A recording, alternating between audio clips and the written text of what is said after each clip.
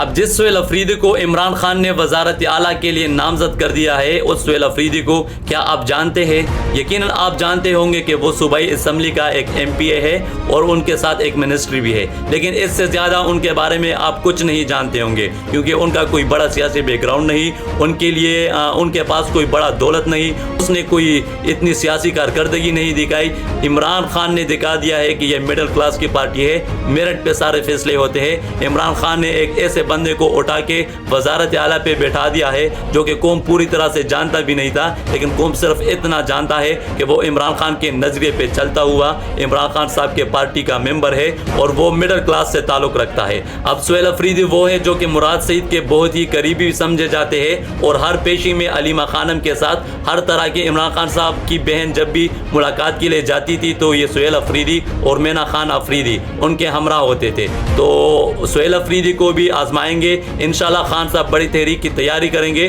اور سہیل افریدی سے میرا ایک عاجزانہ درخواست ہے کہ آپ جب حلف اٹھائیں گے، حلف لیں گے، تو آپ ایک عوامی اجتماع بنا کے ایک بڑے جلسے کا اعلان کر کے لوگوں کو جمع کر کے گرم جوشی سے وہاں پہ حلف بھی اٹھائے اور آگے کا لاہ عمل بھی دے۔ یہ قوم پوری طرح سے چارج ہے، ہر طرح کی تحریک چلانے کے لیے پوری طرح سے تیار ہے اور آپ کے پیچھے عمران خان صاحب کے نظریے کے ساتھ اور عمران خان صاحب کے احکامات کے ساتھ آپ کے پیچھے کھڑے ہونے کے لیے تیار ہے۔